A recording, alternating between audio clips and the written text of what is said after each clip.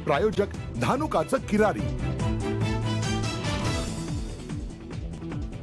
मराठा आरक्षणावर काहीही न बोलून पंतप्रधानांनी बाजी मारली अशा शब्दात जरांगे पाटील यांनी लगावला टोला।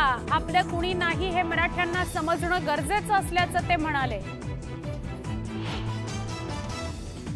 धुळ्यामध्ये जिल्हा परिषद प्राथमिक शिक्षण अधिकारी राकेश साळुंखेंसह वरिष्ठ लिपिक एसीबीच्या जाळ्यात अडकलेत।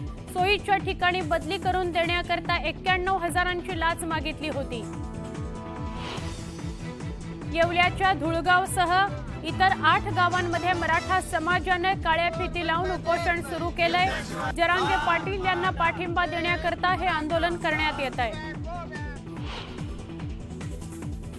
मावळ तालुक्यातील कातवी गावात मराठा समाजाकडून राजकीय पुढाऱ्यांना गावबंदी करण्यात आली आहे। जोपर्यंत मराठा आरक्षण मिळत नाही अथवा तसा निर्णय होत नाही तोपर्यंत कोणत्याही राजकीय व्यक्तीने गावात येऊ नये असा फलक लावण्यात आलाय।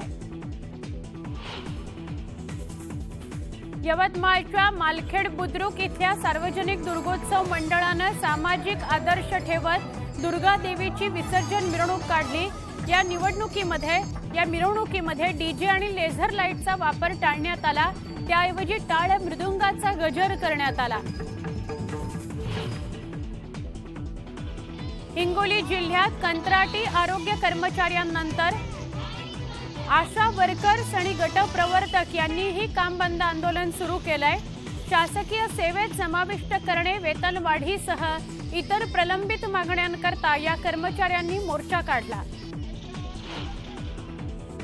विदर्भातील नगदी पीक असलेल्या सोयाबीन आणि कापूस या पिकांना उत्पादन खर्चापेक्षाही कमी भाव मिळतोय। त्यामुळे शेतकरी शेतीला वैतागलाय। शेतकऱ्याला गांजाची शेती करण्याची परवानगी द्यावी अशी मागणी स्वाभिमानी शेतकरी संघटनेचे नेते रविकांत तुपकर यांनी केली।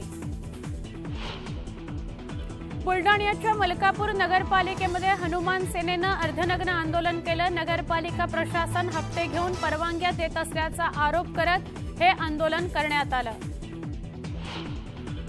जळगाव जिल्ह्यातील 292 ग्रामपंचायतींपैकी केवळ 9 ग्रामपंचायती झाल्या बिनविरोध। 19 गावांमध्ये सरपंच बिनविरोध निवडून आले। आणि हिंगोली जिल्ह्यात सोयाबीनच्या उत्पादनात मोठी घट झाली आहे। त्यामुळे सोयाबीनचे दर वाढवण्याची मागणी शेतकऱ्यांनी केली आहे।